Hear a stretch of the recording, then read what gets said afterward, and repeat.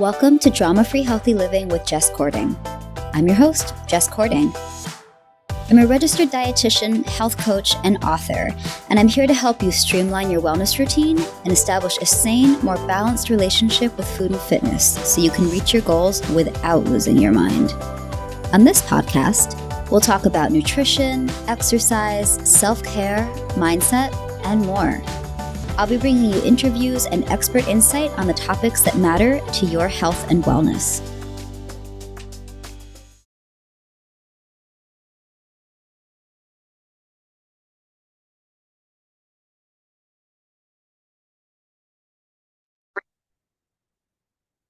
Hi, and welcome to the Drama Free Healthy Living podcast. I'm your host, Jess Cording. I'm really excited you're joining me today for this solo episode where we are going to talk about high protein lunches. This is something that a lot of you guys have been asking me for in my DMs on Instagram, something my clients often want to know about. And I realized I haven't done a solo episode on this topic. So yeah, I think it's time because this is okay. As I'm recording this, we're in a media cycle where protein is getting a lot of attention. And for good reason, to be honest. As a dietitian, I'm actually very okay with the fact that people are talking about eating enough protein, finally.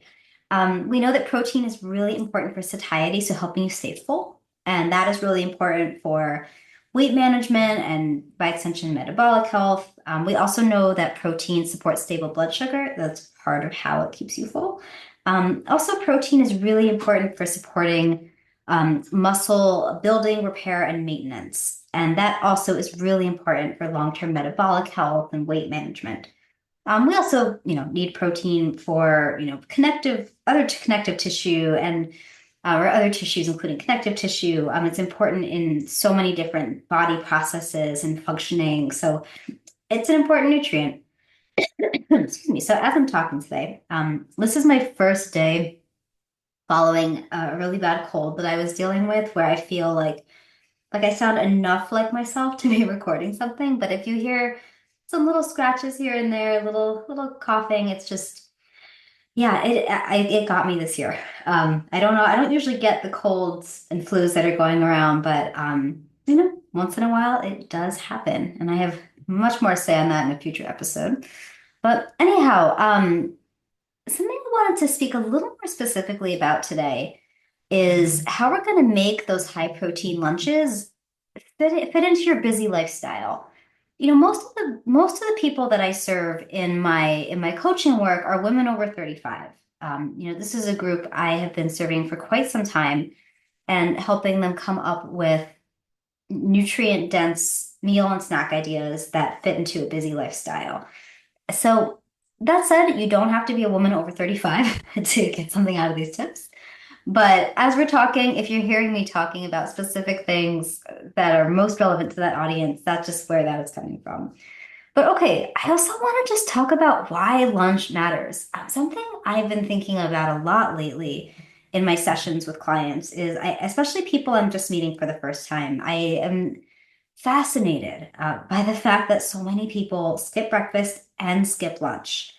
Or sometimes people do eat breakfast, but then they don't eat anything midday. And some of the reasons, that I most commonly hear from people are they're busy or they don't feel hungry. They're eating a lot at night, so that it takes them a long time to get hungry during the day.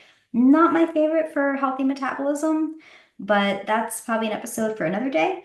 But also, I've seen a lot of people trying to practice intermittent fasting, but having too narrow of an eating window. I have been seeing that a lot lately. I'm not sure if there's like some influencer stuff circling around that's like making its way through people's feeds, but lately I've been noticing a lot of women who are skipping meals in an attempt to practice intermittent fasting. So I'm here to tell you, as a dietitian, I've been in this field almost 15 years, and when we fuel our bodies consistently through the day, where we're having regularly timed meals and snacks that are providing a good balance of nutrients. It's helpful for metabolic health. It's helpful for focus. It's helpful for energy. It's helpful for mood. I'm a big fan of eating lunch. So like if you're struggling in this area, this episode is for you. So lunch, again, it plays a big role in helping sustain our energy levels and mental clarity through the afternoon. So if you are someone who is prone to energy crashes that time of day, lunch might be a good thing to focus on. We know it's important for metabolism and muscle support, especially if we're, again, leaning into these high protein lunches or that I'll share with you in a moment. And as we get older, that becomes extra important because we start to lose muscle mass. You honestly, like it starts in our 30s, but begins to pick up and we continue to lose some muscle mass each decade. And there one of the things that we can do to offset that natural tendency towards muscle loss is to eat enough protein to support maintenance of muscle mass. So helpful in that respect. Also, eating a midday meal that provides protein, fiber, and healthy fats, that's also important for stable blood sugar, which is important for reducing cravings and mitigating mood swings, plays a role in keeping hormones in a balanced place, as balanced as they can be as we're going through shifts through the life cycle if we're talking about women. And then, weight management. This is a big one. Like something I see all the time in my practice is if people are skipping meals or eating too little during the day, it's very common to end up overeating later in the day, feeling a combination of physical hunger as well as that sense of, well, I was really quote unquote good all day and I deserve to treat myself. And that can end up working against weight management efforts. So I just wanted to share that, so the why we're talking about high protein lunches. So, okay, what am I talking about when I say high protein? Um, as an RD, I do tend to recommend for someone who's eating 3 meals a day to aim for about 20 to 30 grams of protein per meal to support muscle maintenance and metabolism. If someone is in a pattern where they're eating, maybe just 2 meals a day, and I think for some people that it can be done in a healthy way. It's not right for everybody, but I have worked with plenty of people who that pattern works for them, where they're having two main meals and maybe a snack somewhere in there. For that person, I would bump it up to like 35-ish grams, maybe even a little bit more. Um, you'll see different things. I was trained that the body really doesn't absorb or doesn't really efficiently utilize much more than that 35 grams of protein per sitting. So I'm not typically one to tell somebody that if they aim to get 50 grams of protein in one meal, that that's going to be optimal for their metabolic health. I think it is very individual. And of course, we have to keep in mind that different people, different sizes, different activity levels, different phases of life can have different needs. So that's not a one size fits all recommendation. It's more of a general ballpark, but it is a pretty common recommendation that I will give. And then fiber is really important. You're going to get that in veggies, whole grains, legumes, certain fruits. This is good for digestion, supporting gastrointestinal health, aka gut health, and maintaining energy. It's good for our heart. Also keeps us full too. Healthy fats, really important for blood sugar balance and satiety. Also supports healthy brain function, healthy hormones. So don't be afraid to include foods like avocado, nuts and seeds, and olive oil. I see this a lot still with women who, and I think it depends on which quote unquote diets they've followed in the past. I know some are notorious for um, recommending someone limit healthy fats because they're too high in calories, quote unquote, and we need fat. So do not be afraid of fat. It's just something that is really beneficial. And I've seen so many times that when someone who's been avoiding fat starts including some healthy fat, not huge amounts either. We don't have to go overboard. But when they do start including a little bit, they feel so much better. So don't be afraid. And then hydration, that is also something that should be a priority. It's there's so many reasons that someone might not be getting enough hydration. Maybe they're really busy, they're on the go, or they don't like the taste of water, or they forget to drink. So whatever you need to do to get in that water, herbal tea, you can even incorporate I've had some of my clients have found it useful to use like little flavor packets for water, or if you need electrolyte supplements, like not don't go overboard with that either, but there are ways to incorporate fluid. And then you might also consider sparkling water. That's another one that I find it goes over very well. Um, yeah. And I also think, another priority to keep in mind when we're talking about healthy lunches and, making them part of your routine is that they should be convenient, right? We want meals to be easy to prepare and enjoyable to eat. I always say that, food can be the healthiest food in the world, but if you don't like it, it's not a healthy food for you. You don't have to eat it. Or maybe physiologically it might be healthy, but if you don't enjoy it, that's not worth it. Enjoyment is such a key part of having a healthy relationship with food and an overall healthy diet. So I wanted to share a few easy lunch ideas just so you have a little, something to go on. I'm also going to share some tips for meal prep friendly ideas and some grab and go ideas. So just a few basic ideas. I love Mediterranean themed things. So one of my favorites might be doing something like a chickpea and tuna salad where you take some canned tuna, some chickpeas, some cherry tomatoes, maybe some cucumbers, olives, a little feta if you like. And you can toss that with some olive oil and lemon. Any herbs you want to add. I love that over greens. I think it tastes delicious. You could, if you hate greens, you can skip it. And this is a good make ahead option too. If you leave the dressing off and maybe you wait until you're about to eat to add the tuna.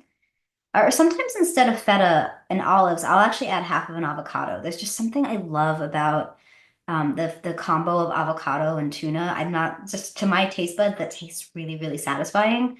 And if I also sometimes will use like sardines or canned salmon or tin mackerel. We do a lot of tin fish in my house. So please feel free to mix it up. But this is a great one to be getting that protein, that fiber, this healthy fats, some veggies, and it takes like 2 minutes to make. You could also do something like an egg and avocado wrap with some scrambled eggs or egg whites, a little avocado. Like I usually say a third to a quarter to a half in a sitting, kind of depending on your needs. You can add some spinach in there if you want. You could add a little bit of feta or goat cheese. Um, and then you can wrap it in, depending on what works for your diet. You could do it in like a whole grain or almond flour tortilla. There's also some really delicious egg white wraps I've tried, which there's something I find really pleasing about the texture of those. I'm very like texture focused. You could do something like lettuce wraps if that works better for you. And if you're trying to work more veggies in, you could always add a little side salad or some sliced like cucumbers on the side. Also another great easy option if you do like a chicken salad, but like a healthier version. This is awesome if you have any leftover like rotisserie chicken or if you have any leftover like baked chicken or grilled chicken. I also like to make a big batch of whole chicken breasts in a slow cooker. Like I'll take like a pound or so, or maybe more of chicken, and I'll cook it and then shred the meat and sometimes I'll freeze some of it for later use, like little single servings, and then have some for the week ahead. When I'm making chicken salad, I love to add Greek yogurt, maybe some Dijon mustard, some celery. If you like crunch, you could add some walnuts in there or sunflower seeds. My husband likes to add chopped up apple to his chicken salad. I know it's like a very traditional one. You could totally do something like that. I like adding turmeric just for extra nutrients. So this is delicious like in like lettuce wraps or lettuce cups. I'll toss it into salad sometimes, or you can enjoy it on whole grain toast, maybe with some greens on the side. For my plant-based friends, I actually am a big fan of whole soy for women. Only, so why I like it, studies actually have very consistently shown that regular intake of whole soy like tofu, tempeh, edamame has actually been linked to reduced risk of breast cancer and heart disease. So I'm very cool with my ladies including these foods in their diet. Only time I would not do it would be obviously if someone has an allergy to soy. That's a big one. But also, if someone has Hashimoto's thyroiditis or a similar condition where soy may be contraindicated, that's when I would say, okay, maybe don't do the soy. But I love doing like some marinated tofu with edamame, along with maybe some shredded carrots and purple cabbage, and like you can do like a sesame ginger dressing, or I love making a miso tahini dressing, also super easy and delicious. So that's another great option for like a bowl kind of vibe. Or you could do something like a lentil soup. I when I am making soup, especially if it's a plant-based soup like lentil soup or like a veggie and bean soup, I love cooking it. in bone broth. Because that's, if we're doing the chicken or veggie broth, we're maybe getting 1 or 2 grams of protein per cup. But if we're doing bone broth, we're getting like 9, 10 grams per cup. So that's a really convenient way to add extra protein to a soup. Um, and I like to do like one of my favorites is like a soup and salad combo. Like growing up, going to tons of diners in New Jersey, that was like always my order. It's still one of my favorite food combinations on the planet. It's like both delicious and nutritious, and also just like very like for me very nostalgic and comforting. And it's a both soups and salads are a super easy way to just pack in a lot of nutrients. So when I'm making lentil soup or any soup for that matter, I like to add in as many vegetables as possible. Just load it in there, make it super hearty. And what's awesome about soup is you can have a big batch for a few days. You can freeze portions. It's really budget friendly too, which is great because something I see happen in the nutrition space is sometimes when it's like we're talking about high protein, um, it's often like really expensive things that are talked about, like organic meat, organic poultry, and grass-fed meat, and wild fish, and super expensive whey protein powders that have been specially lab tested. And it's really easy to, and eggs right now are so expensive. It's really easy to get caught up in thinking we have to be spending tons of money on this stuff. And yes, I do believe that high quality food is worth the cost, but we also have to be realistic, right? So things like soups and stews and chilies can be super budget friendly.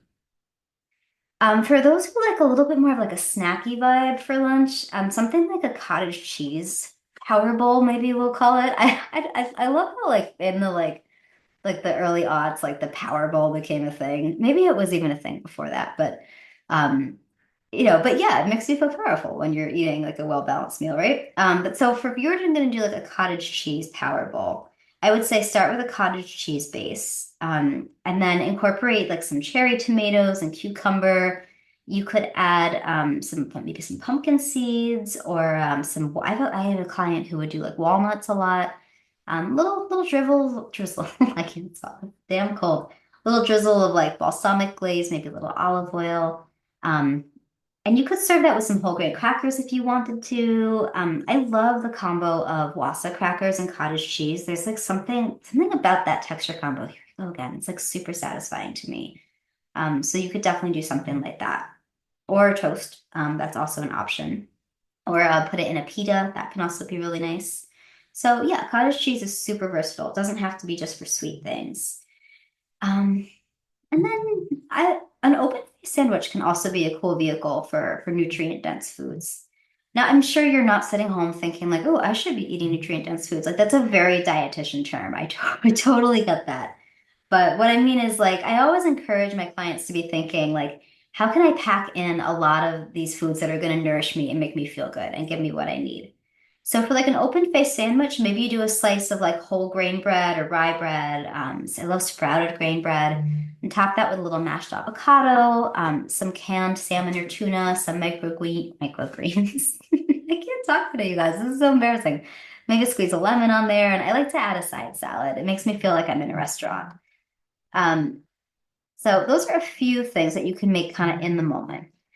So let's talk about meal prep, right? And this does not have to be fancy. You don't have to do an assembly line of all the same food. But I will say having a few things prepped for the week ahead can be really convenient and really simplify things for you.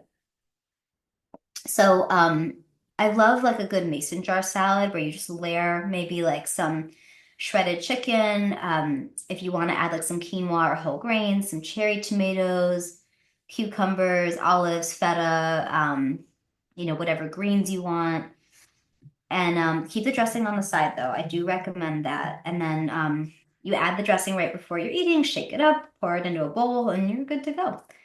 I also love a good sheet pan meal.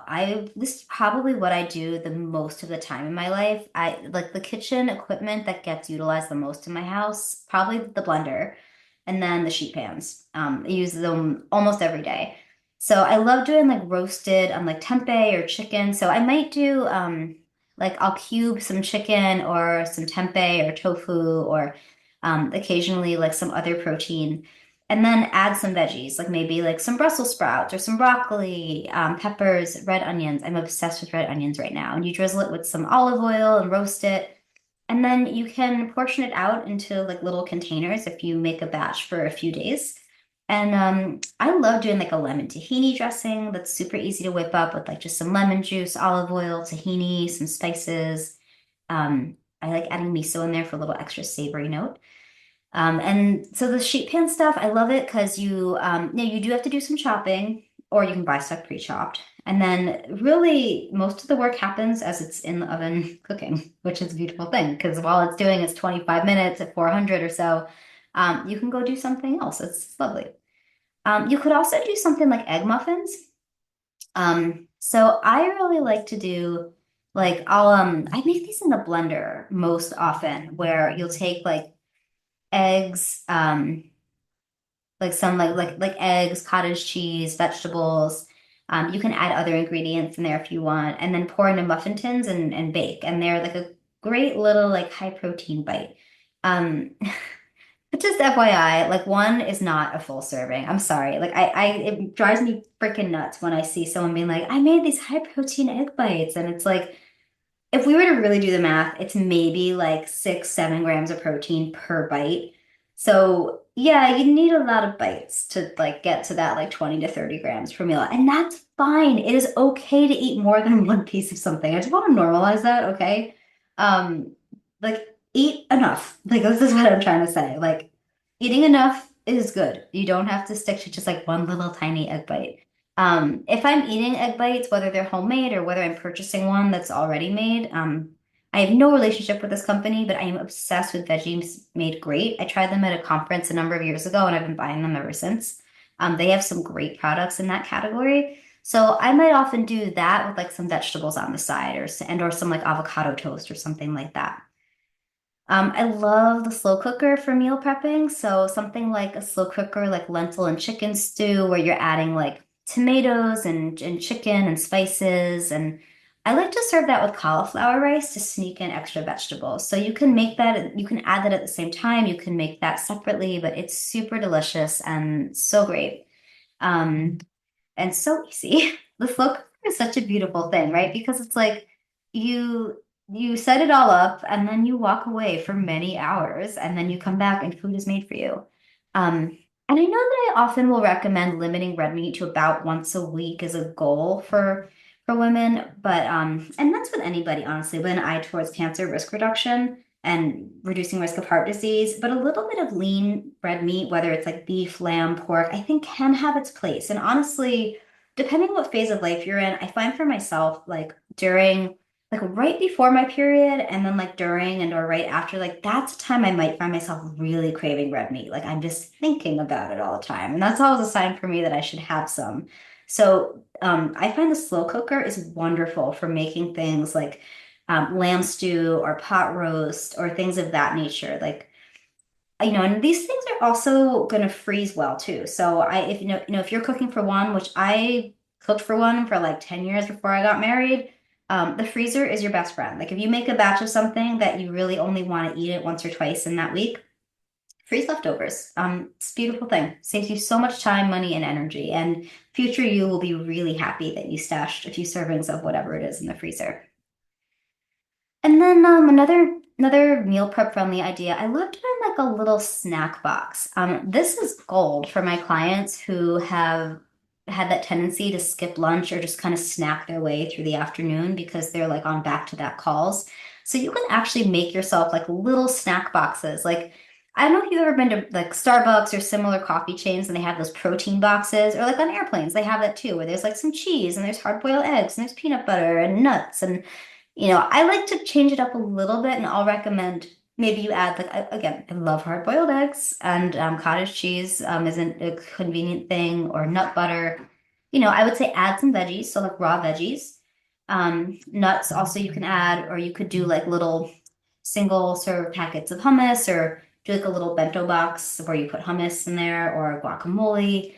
Some whole grain crackers fit in nicely if you want something sweet, like maybe some fruit, like some berries or grapes in there, or sliced apples, things like that. But those snack boxes are awesome because you can graze on it through the afternoon if sitting and eating a full meal just doesn't work for your schedule or your taste or your meal experience preferences. I don't know what you would call that. So that's just a few ideas for some meal prep friendly, high protein lunch ideas. And then let's talk about the grab and go.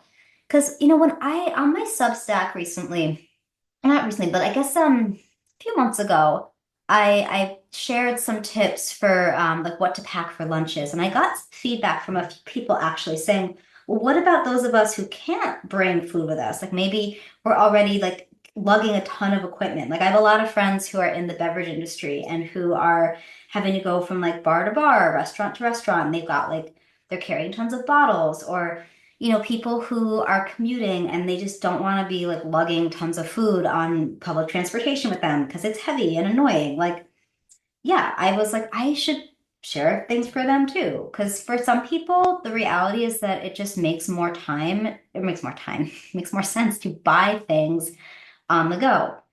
So here's a few things I would encourage looking for if you're on the go and like need something you can grab, like in a convenience store, like a place that serves like ready to eat or things that are just quick to order. So something like a wrap. I'm not the biggest fan of wraps, but I know that they are really convenient. The reason I'm not the hugest fan is they can provide a lot more carbs than we may be aware of, and for some people that's fine.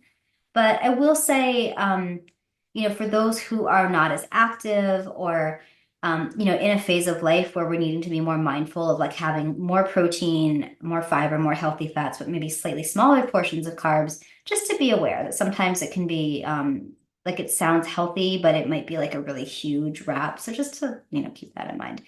But stuff with like grilled chicken and hummus and shredded veggies and greens, like that is really easy to take with you. And you can also do that on like whole grain bread. So if you're at a deli, that's something that you could consider as a sandwich option. Something you can take with you, and you can buy this, but I think it is a little easier to just like DIY. Chia pudding is super convenient. So if you're mixing, I like to do 3 tablespoons of chia seeds with some whatever kind of milk, like unsweetened milk you like. I like to add protein powder to mine. You could instead add some protein-rich, like plain Greek yogurt. Things like I love adding cocoa powder, different spices. You could add berries and nuts after it's kind of soaked through. Soaked through, is that the right word? Like I would say, let it soak overnight, and then but when you're ready to eat, add some fruit, add some nuts or some nut butter. It's a super easy, convenient meal. If you want to sneak in a little veggies, technically, okay, botanically speaking, it's a fruit, but like nutritionally, it's more in line with vegetables. Pumpkin puree, super convenient for that. So big fan, and I like the texture in chia pudding. Hard-boiled eggs. That's actually something that's pretty easy to find in a convenience store or a deli. So if you were to do like hard-boiled eggs with like a piece of fruit, or if you can find like some um, crackers or uh, sliced vegetables and hummus, that's super convenient. You could do hard-boiled eggs and like some like a lentil soup or something like that. Um, Smoothies can be convenient. I would just be mindful of sugar content. So, I would look for something where there's a lot of greens happening and unsweetened milk. Not overboard on the fruit, just to be mindful. Like sometimes if it's, if there's like juice and bananas and berries, like that's probably going to be overkill. So I would go for an unsweetened milk, a little, like some greens for sure. Up to about a cup of fruit is a good ballpark.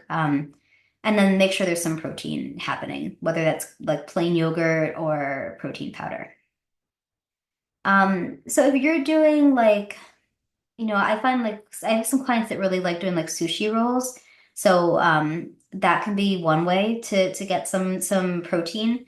But just to be mindful, sometimes sushi rice is like really high in sugar. So I might recommend like a Naruto roll or like sashimi and then do some edamame on the side or a salad with that. Um, things like chili, also super convenient. So like soups, chilies, that kind of stuff. Again, keeping an eye towards the stuff with a lot of protein and If you have the option to add a salad, you're probably tired of me hearing you recommending salad, but they're just easy and convenient. Um, so yeah, those are just a few options. And if you're another thing too, like I think we can also think beyond just like, soup, salad, sandwich. There's more and more options now where you can get like a piece of lean protein, like some chicken or fish and a vegetable and a starch. Like, so if you're somewhere where those are options, I would look for something where you can get like maybe a base of greens or some broccoli or other green vegetable, some kind of protein like some chicken or fish or beans or something vegetarian or and then maybe some healthy fat. Like a lot of places now, you can get like hummus or guacamole.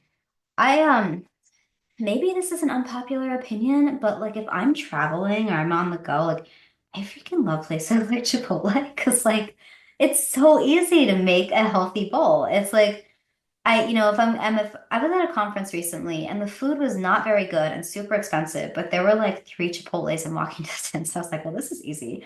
So like I think like 2 or 3 different days while I was there, I had like a salad with like the fajita veggies, and I had like one day I had chicken, another I had beef, I think I tried their plant-based option. It was okay. And then some guacamole, and it was just like so satisfying. It checked all the boxes, made my nutritionist heart happy. Or places like Cava, which are more of a Mediterranean, Middle Eastern bent. Also, no, we're not going to talk about politics on this podcast, but Chick-fil-A also has some really good healthy options. I've definitely done like the side salad and grilled nuggets when I've been traveling, again, for like conferences or in an airport. So on a road trip, like that stuff is great too. I also have a soft spot for Wendy's chili. I know it's beef, and there's gonna be people like coming at me for like recommending fast food. But if you are in a situation where like that's what's available, you could do a lot worse. So I just wanted to share some things to be more inclusive, not just like you don't have to be at a Whole Foods or like an Erewhon or like, at some fancy food court where they have all organic everything. Like in real life, you have options. So I hope you found this helpful. Thank you for being here with me. I could talk about lunch all day, but I know you have things to do. I have things to do.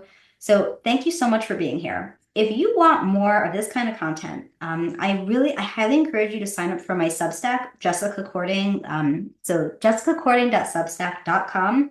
You can get access to my free WTF to Eat newsletter that I send out each week, where I share tips for all different types of scenarios where you want to know what the F to eat. And I also share other things in there too to help you, feel great, look great.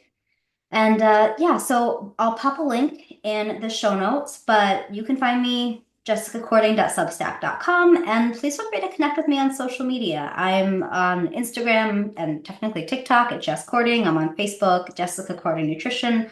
Love to hear from you. So yeah, and if you like what you hear, please consider leaving us a 5-star review on Apple, because they do matter and help me continue to bring you helpful content. And just a little disclaimer, the legal language. Yes, I am a dietitian and health coach, Pilates instructor, but I am not your dietitian, health coach, or Pilates instructor. So any information that I share on this podcast is meant for educational, informational, and entertainment purposes only, and is not intended to replace individual counseling from a licensed provider. So as always, guys, have a wonderful day. We'll talk soon.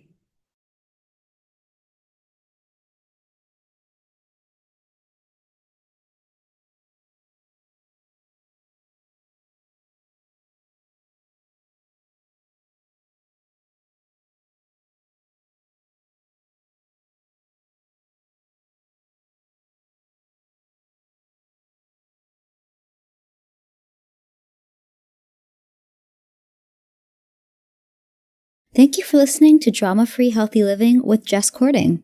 We'll see you next time.